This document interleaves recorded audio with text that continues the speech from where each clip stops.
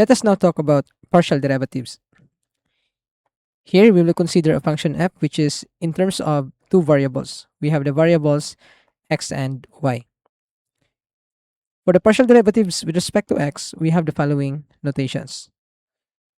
And similarly, we have for the partial derivative of f with respect to y. Okay, so let us now consider this example.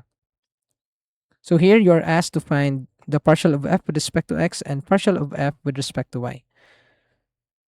Before we start solving this one, let us first highlight what is the difference between the partial of f with respect to x and df over dx.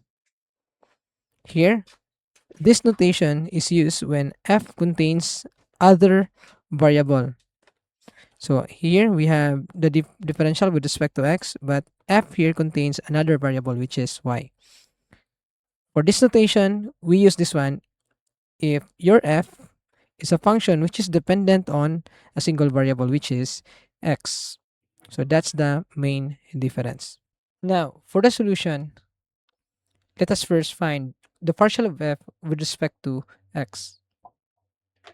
Here, what we'll do is we need to derive this one as usual in terms of x, but we need to treat y as constant.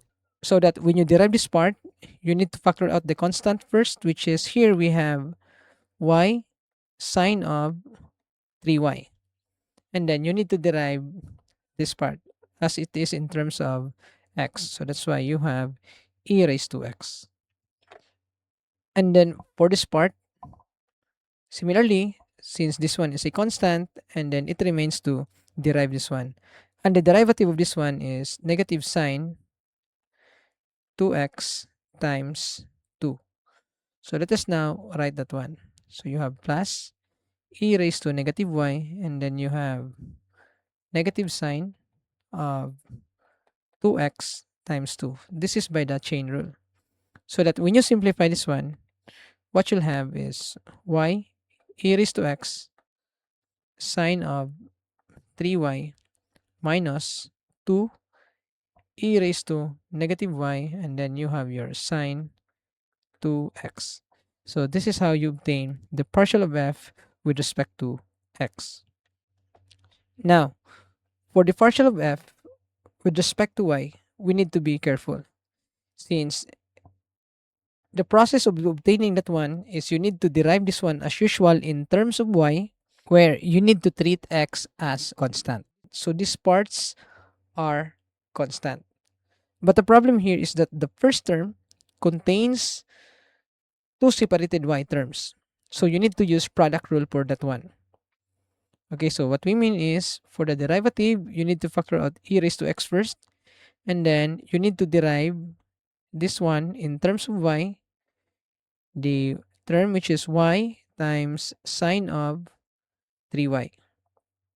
And then you add the derivative of this part also, which is equal to cosine of 2x, since this is the constant, and then the derivative of this one, which is e raised to negative y times negative 1. So since you need to derive the exponent by the chain rule.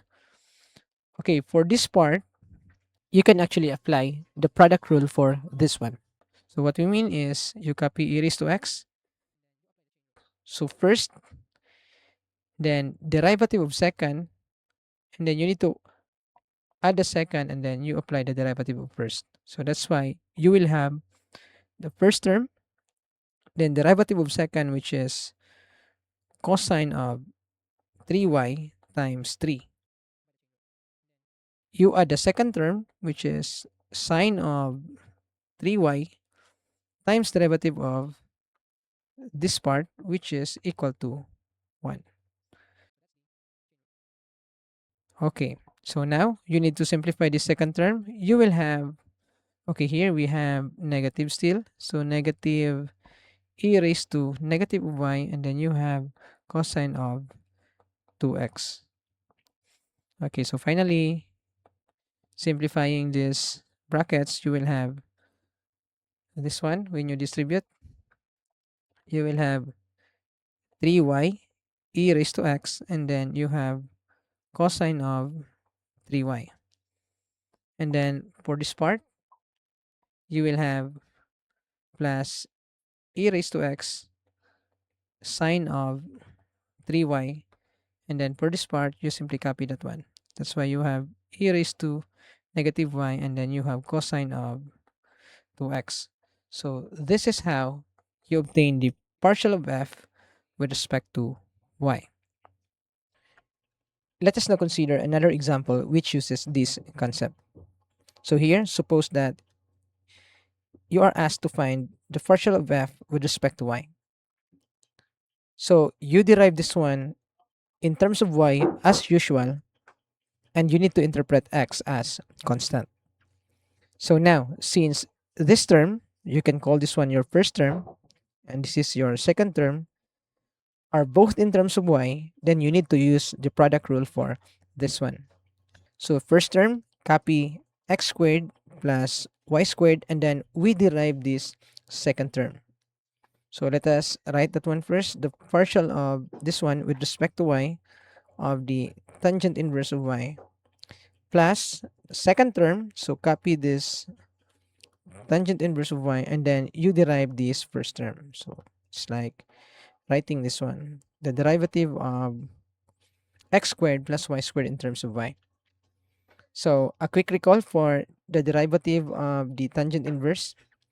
So the derivative of that one is, so say for example, you have tangent inverse of u. Then if you derive this one with respect to u, its derivative is 1 plus u squared times the derivative of u. But since this one is the variable you need to derive, so the derivative is equal to 1. So we apply that one in this process. So this is actually equal to x squared plus y squared times 1 over 1 plus y squared, and then you derive this one, but since this one is in terms of y, it simply derives as 1. And for this part, so here this one is already factored out, and the derivative of this one is 0 since this is treated as constant, and this one reduces to 2y. So you simply add that one, and then you will have plus 2y times the tangent inverse of your y. So simplifying this one, this gives you x squared plus y squared all over 1 plus y squared plus 2y, and then the tangent inverse of your y. So this is how you obtain the partial derivative of f with respect to y. If you want to learn more about higher order partial derivatives, see you in our next video.